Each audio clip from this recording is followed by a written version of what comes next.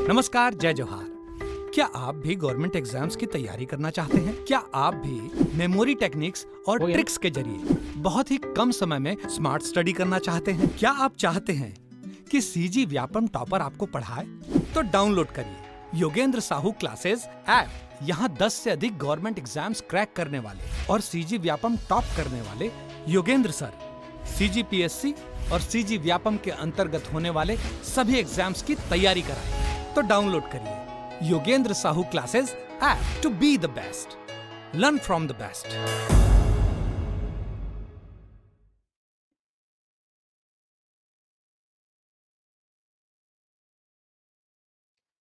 मेरे सभी युवा साथियों को मेरा प्यारा भरा नमस्कार। आशा करता हूं कि आपकी हॉस्टल वार्डन की तैयारी बहुत ही अच्छी चल रही होगी। हॉस्टल वार्डन में आपको मालूम है कि कंप्यूटर का 30 मार्क्स का पोर्शन पूछा जाना है और इस 30 मार्क्स की तैयारी के लिए कई बच्चों ने हमारा कोर्स लिया हुआ है और सिर्फ 30 मार्क्स की पूरे हॉस्टल वार्डन की तैयारी के लिए कई बच्चों ने हमारा कोर्स लिया हुआ है।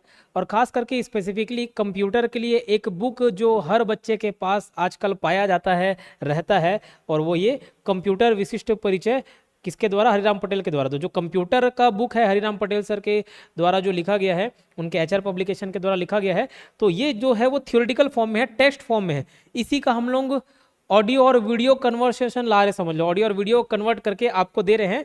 मैं इस किताब में जितनी भी लिखी बातें हैं उसको मैं आपको एक्सप्लेन करते चलूँगा, ठीक है। हमारा भी कोर्स अलग है, हमारा नोट्स अलग है, सारी चीज़ें सेपरेट है, बट कई बच्चे ये बुक को फॉलो कर रहे हैं। उनकी रिक्वेस्ट पर हमने ये वीडियो सीरीज़ लाने का सोचा है। इस पर आप अपनी प्रतिक्रिया जरूर देंगे। अगर आपको लगता है कि ये पूरा बुक मैं ख़त्म कराऊँ तो ज़्यादा से ज़्यादा कमेंट करना, मैं इसको पूरा कवर करा दूंगा, ठीक है। अब इसमें साथ ही देखो, कई सारे जो इंग्लिश मीडियम के बच्चे हैं ये बुक तो खरीद लेते हैं।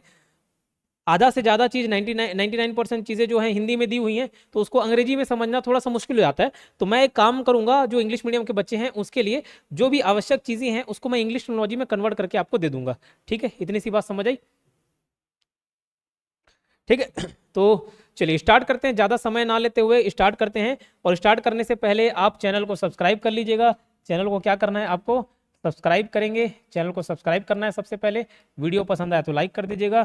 अगर ये सीरीज़ आप चाहते हैं कि पूरा मैं कंप्लीट कराऊं तो कमेंट बॉक्स में लिख कर बता भी देना, ठीक है। और साथ ही साथ आप क्या करना, टेलीग्राम चैनल हमारा ज्वाइन कर सकते हो। Telegram channel Yogendra Sahu online classes नाम से हमारा टेलीग्राम चैनल है, उस पर ज्वाइन करेंगे तो जितने भी मैं यूट्यूब पर वीडियो लेता हूँ उसके PDF वहाँ पर आपको अवेलेबल हो जाएंगे, ठीक है।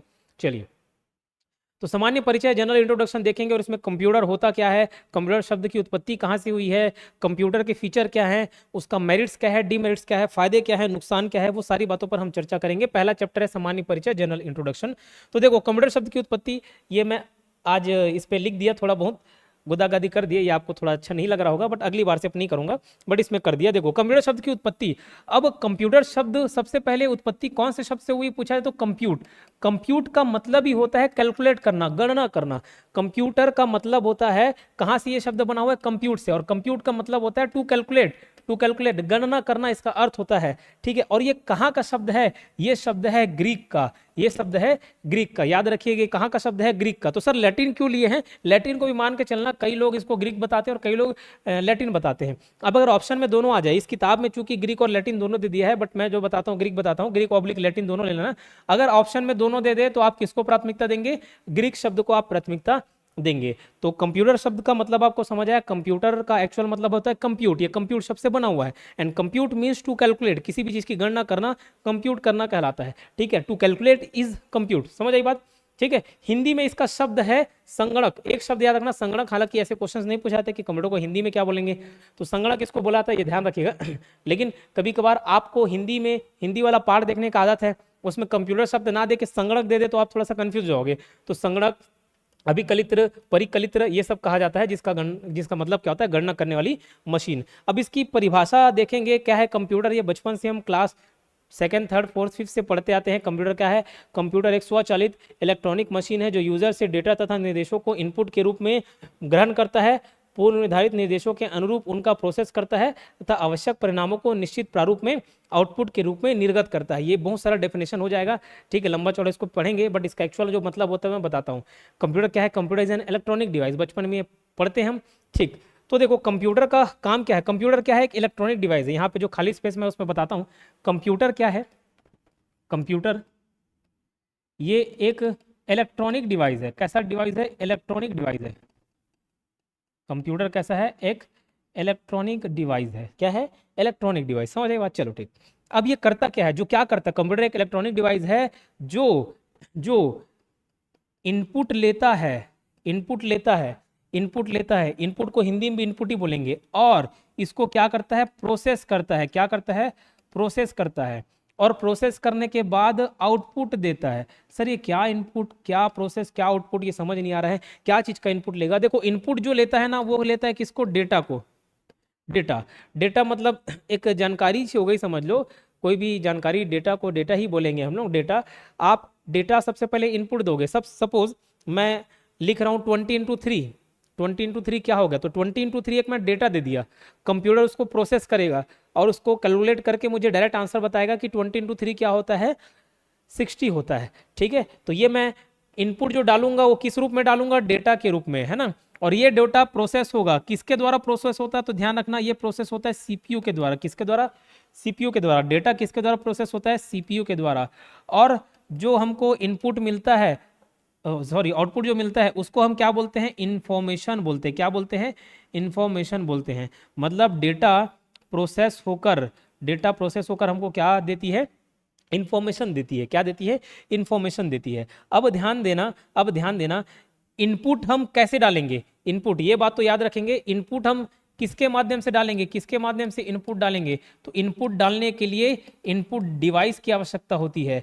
ठीक है, क्या किसकी आवश्यकता होती है, इनपुट डिवाइस की। प्रोसेस किसके माध्यम से होगा, जो प्रोसेस होगा, प्रोसेसिंग होता है सीपीयू के माध्यम से। किसके माध्यम से, सीपीयू के माध्यम से। और इस सीपीयू में 3 इंपॉर्टेंट चीजें होती हैं, उनको आप ध्यान रखना। पहला होता है ALU, एरिथमेटिक लॉजिक यूनिट। क्या होता है, arithmetic logic unit, arithmetic logic unit. दूसरा होता है CU, कंट्रोल यूनिट। क्या होता है, कंट्रोल यूनिट। क्या होता है, कंट्रोल यूनिट। तीसरा होता है MU, मेमोरी यूनिट। क्या करता है ये, मेमोरी। क्या बोलते हैं इसको, मेमोरी यूनिट बोलते हैं। ALU का काम है, ALU का, एरिथमेटिक लॉजिक यूनिट का, जितने भी मैथ्स वाले ऑपरेशन है, मतलब कैलकुलेशन करना है, तर्क लगाना है, लॉजिक लगाना है, तो मैथ्स से रिलेटेड कोई लॉजिक लगाना है, तर्क लगाना है, उससे रिलेटेड काम कौन देखता है, ALU देखता है, arithmetic logic unit. Control unit जितने भी कोऑर्डिनेशन का काम करता है, कौन करता है, कंट्रोल यूनिट। ये कोऑर्डिनेट करने का काम करता है, कोऑर्डिनेट करने का काम कौन करता है, कंट्रोल यूनिट। और मेमोरी यूनिट जो भी डेटा जिसकी जरूरत है फ्यूचर में, उसको स्टोर करने का काम करता है। तो मेमोरी यूनिट स्टोरेज के रूप में काम करता है, ये स्टोर करके रखता है। फिर इनपुट जो डेटा है वो प्रोसेस होकर हमको आउटपुट के रूप में मिलता है, इंफॉर्मेशन के रूप में मिलता है। तो आउटपुट किसके माध्यम से मिलेगा, ये मिलेगा आउटपुट डिवाइस के माध्यम से, आउटपुट डिवाइस के माध्यम से। अब ये इनपुट डिवाइस और आउटपुट डिवाइस पे बहुत सारे क्वेश्चंस बनते हैं, इसका एक अलग से चैप्टर है, उसको भी हम देखेंगे। यहाँ पे मैं जो आपको एक एक्स्ट्रा पॉइंट बताना चाह रहा हूँ, ये जो इनपुट जो हम डेटा डाल रहे हैं और जो आउटपुट हमको जो इन्फॉर्मेशन मिल रहा है, ये डेटा इन्फॉर्मेशन में जो बदलता है, इसकी जो प्रक्रिया है, तो डेटा प्रोसेस होकर इंफॉर्मेशन बन जाती है। उस प्रोसेस को हम क्या बोलते हैं, EDP बोलते हैं, electronic data processing, electronic data processing, electronic data processing. अब मैं इस किताब में लिखी बातों पर आता हूँ, इस किताब में लिखी बातों पर आता हूँ।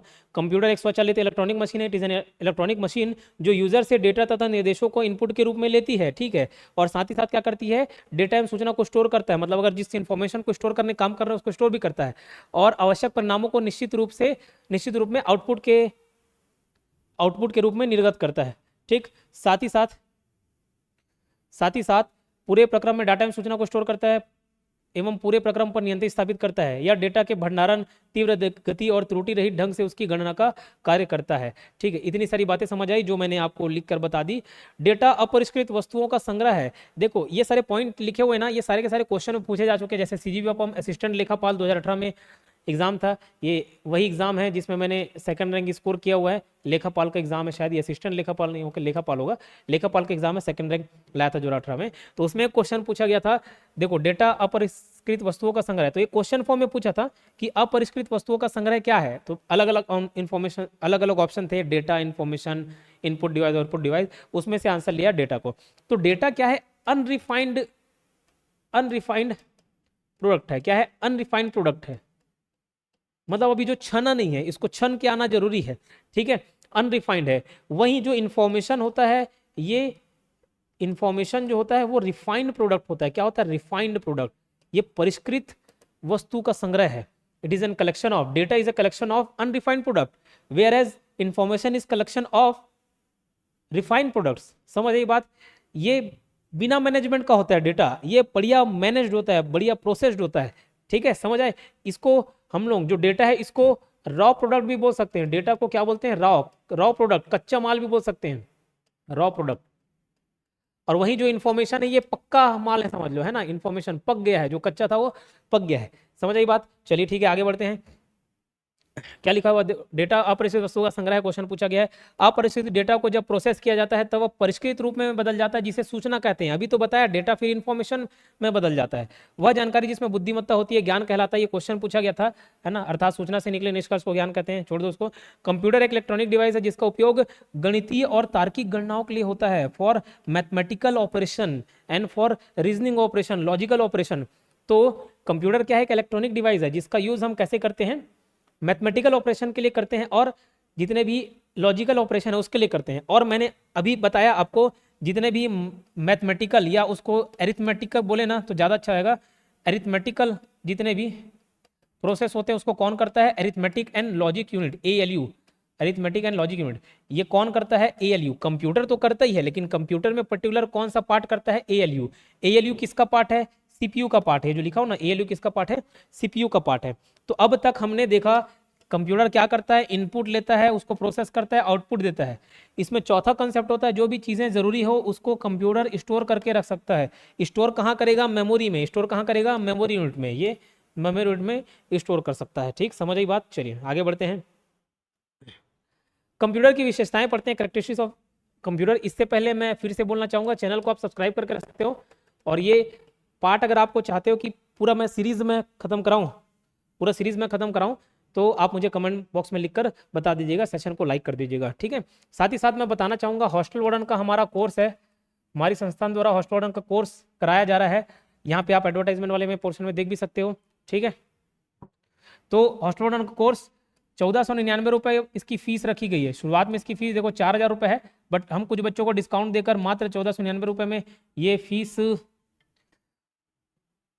इस फीस में बच्चों को एडमिशन दिला रहे हैं, ठीक है, समझ आई बात। 1499 रुपये में, ध्यान रहेगी। क्लास ले रहा हूँ मम्मी, क्लास ले रहा हूँ, ठीक, समझ आई बात। 1499 रुपये में अवेलेबल करा रहे हैं।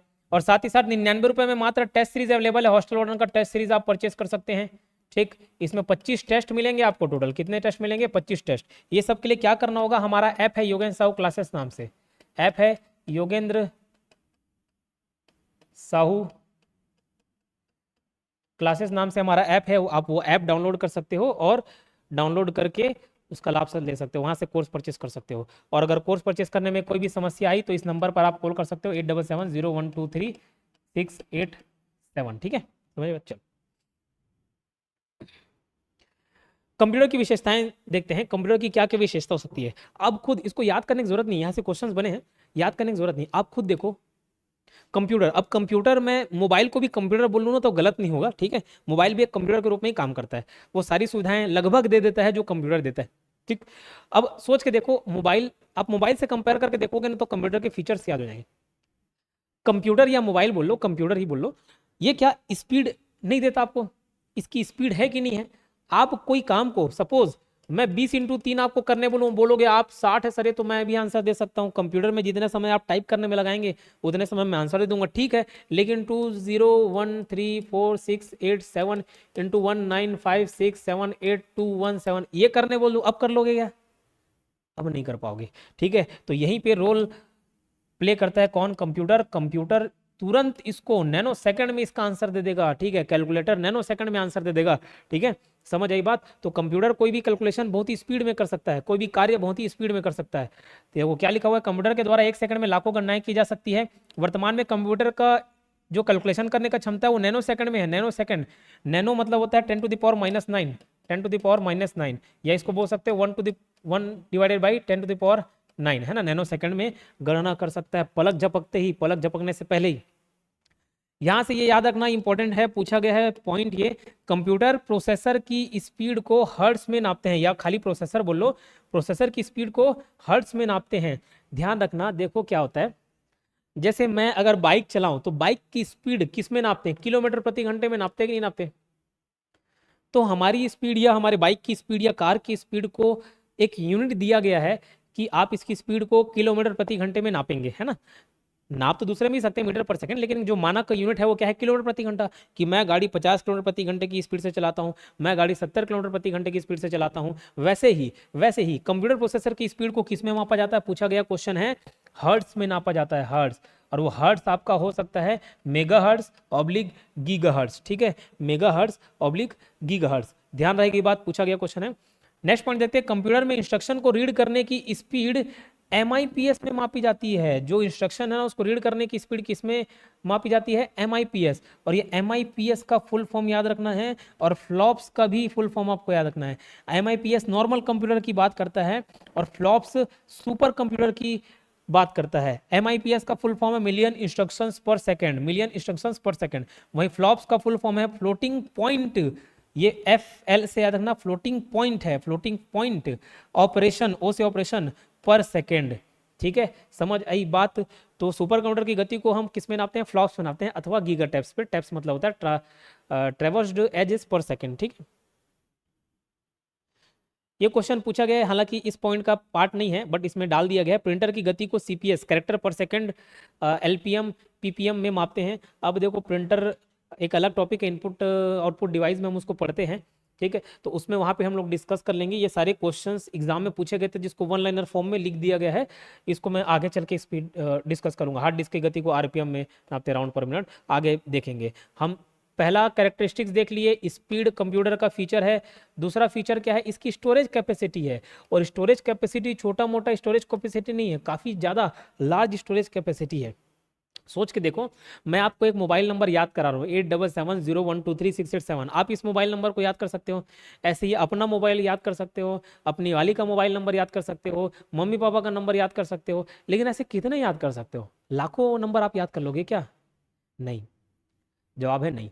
आप भले याद नहीं कर सकते लेकिन कंप्यूटर याद कर सकता है, क्योंकि कंप्यूटर की स्टोरेज जो है वो काफ़ी ज़्यादा है, ठीक है, तो इसकी लार्ज स्टोरेज कैपेसिटी है, वही लिखा हुआ है देखो। कंप्यूटर में मेमोरी होती है जो प्रोसेसिंग के लिए निर्देशों को और डैश डैश को सूचना को स्टोर करने का कार्य करती है। यह मेमोरी असीमित डेटाओं का भंडारण कर सकती है तथा किसी सूचना या डेटा का स्थायी तौर पर भंडारित कर सकती है। भंडारित मतलब होता है स्टोरेज करके रख सकती है किसी भी इंफॉर्मेशन और डेटा को, समझ आई बात। चलिए, लार्ज स्टोरेज कैपेसिटी में भी वही सारी बात लिखा गया है। कंप्यूटर में हार्ड डिस्क एक सेकेंडरी स्टोरेज डिवाइस है जो कि विशाल मात्रा में डेटा को लंबे समय तक स्टोर करके रख सकता है, ठीक। अब देखो आगे चल के स्टोरेज की बात आ रही है ना, तो स्टोरेज की बात आ रही है तो मैं आपको बताना चाहूँगा, दो टाइप की मेमोरी होती है, एक होती है प्राइमरी और एक होती है सेकेंडरी। आगे चल के इसका हम अच्छे से चार्ट पढ़ेंगे।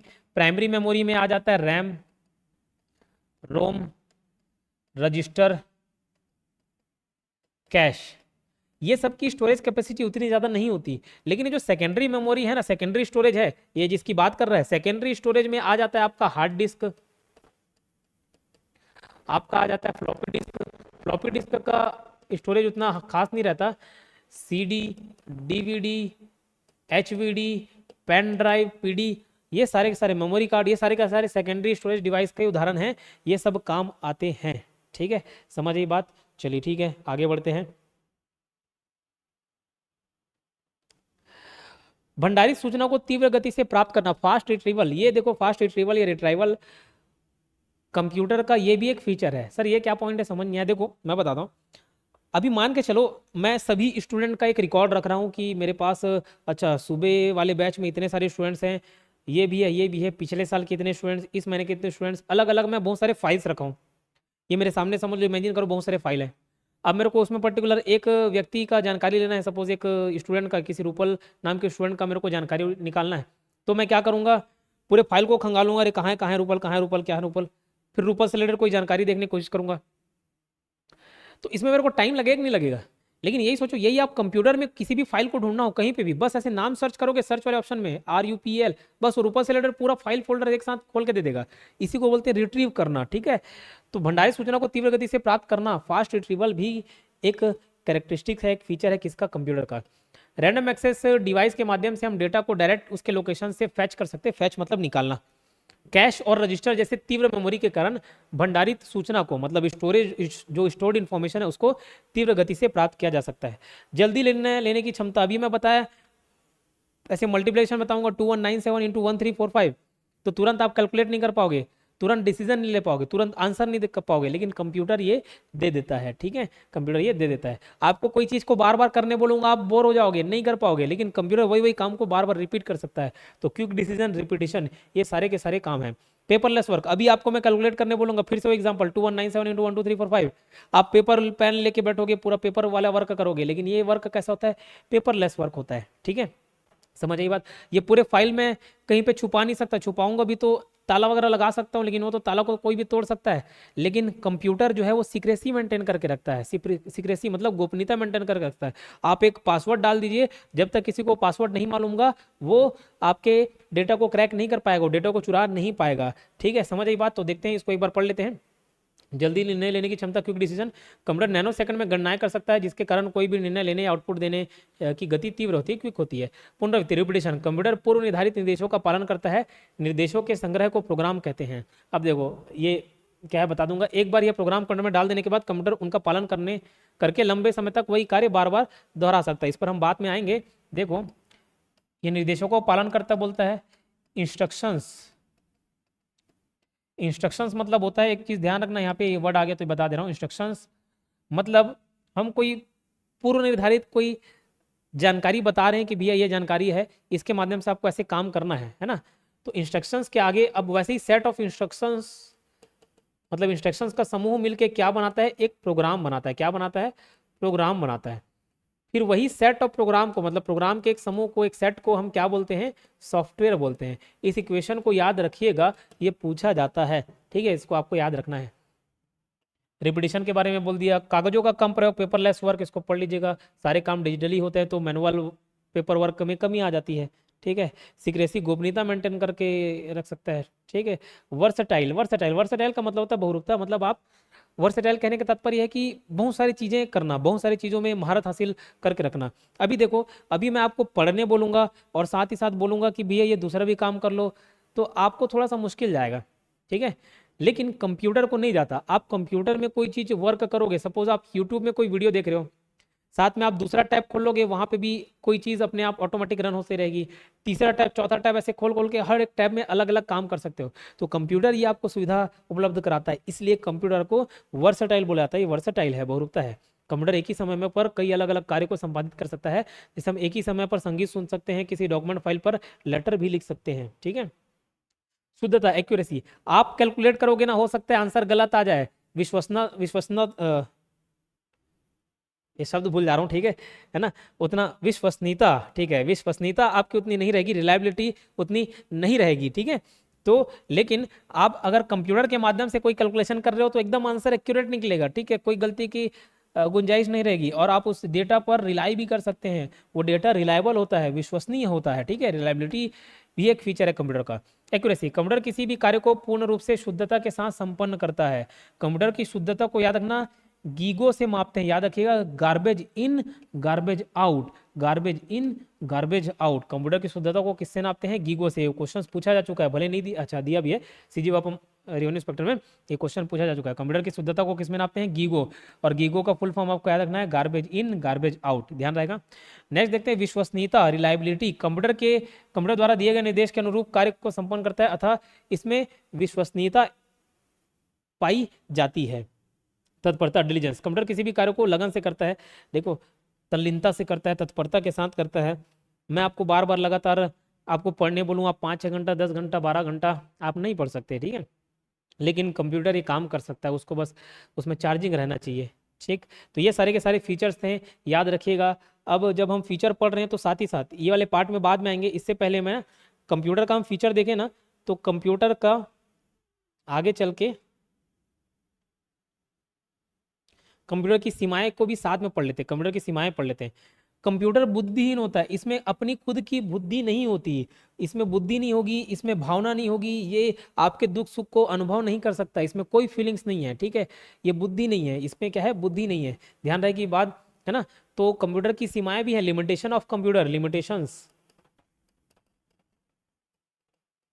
ये क्या है, बुद्धिहीन है, क्या है, बुद्धिहीन है, खर्चीला है, आपको कम पैसे में कंप्यूटर नहीं मिल जाएगा कि ये ले 5 रुपए रख और दे कंप्यूटर, थोड़ा महंगा मिलेगा आपको। वायरस का खतरा, थ्रेट्स टू वायरस, देखो भैया इसमें वायरस का खतरा होता है, जैसे मैंने अभी बात किया कि सीक्रेसी मेंटेन करता है, एक हद तक सीक्रेसी मेंटेन करता है, लेकिन एक से एक एक्सपर्ट लोग बैठे हुए हैं, एक से एक हैकर बैठे हुए हैं, आपके कंप्यूटर में अगर वायरस डाल दिए, आपका पूरा का पूरा डेटा उड़ सकता है, आपका पूरा का पूरा डेटा लीक भी हो सकता है, तो इसलिए वायरस का खतरा बने रहता है। डिपेंड्स ऑन इलेक्ट्रिसिटी, देखो ये इलेक्ट्रिसिटी पर निर्भर है, कोई मैनुअली काम तो कर नहीं रहा है, बिजली इसके लिए चाहिए, तो ये भी एक इसका लिमिटेशन बन जाता है, एक नेगेटिव पॉइंट बन जाता है। इसमें आईक्यू नहीं पाया जाता, ओके, ये सारी उसके क्या है, सीमाएं हैं, इसको भी हम पढ़ लिए। अब थोड़ा बहुत और पॉइंट बचा हुआ उसको भी हम देख लेते हैं।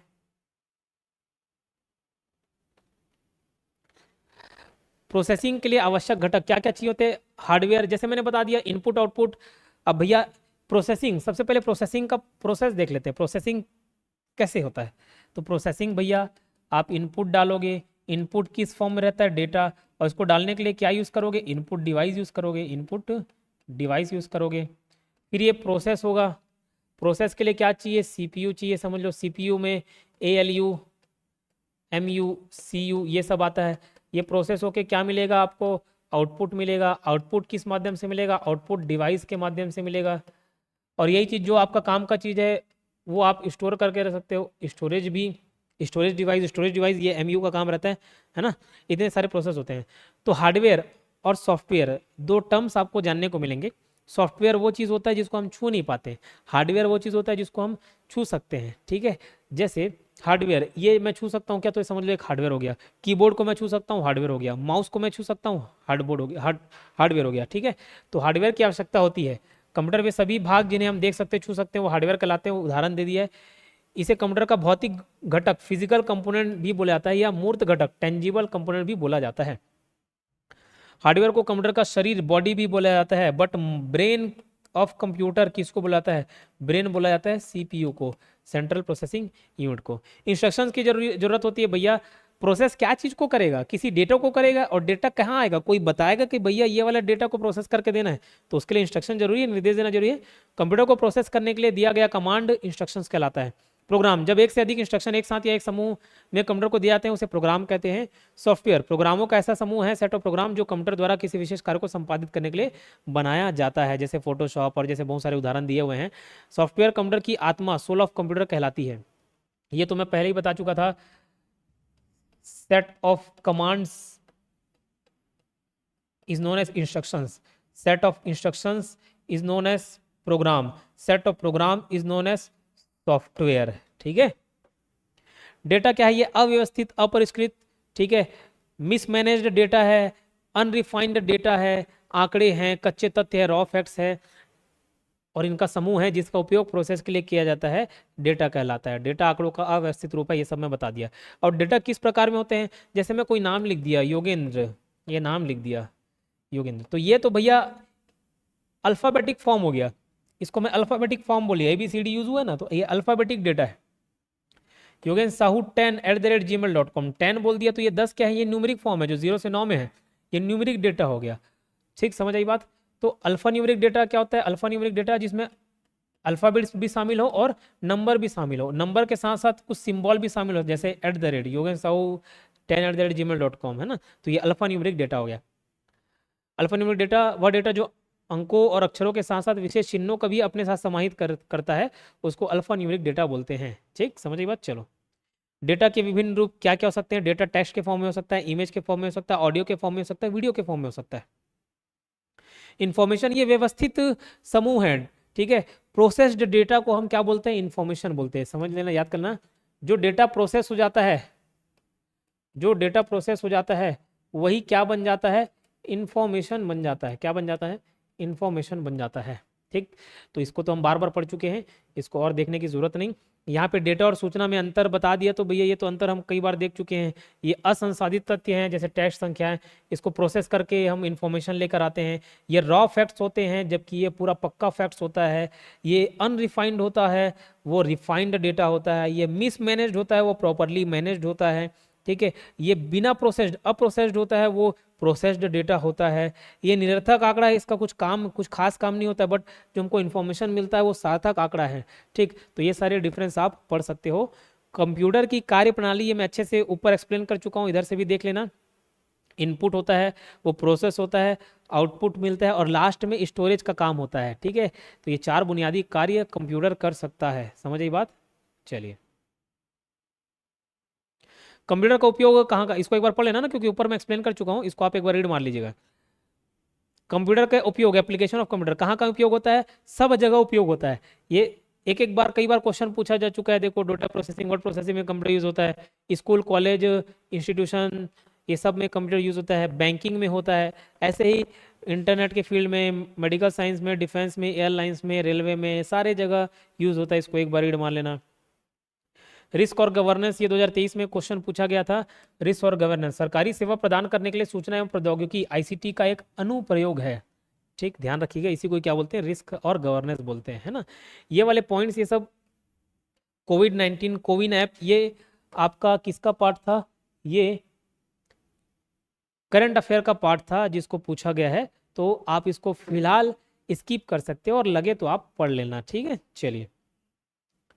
क्वेश्चन पूछा गया था सीजे बाबू पटवारी के एग्जाम में, है ना।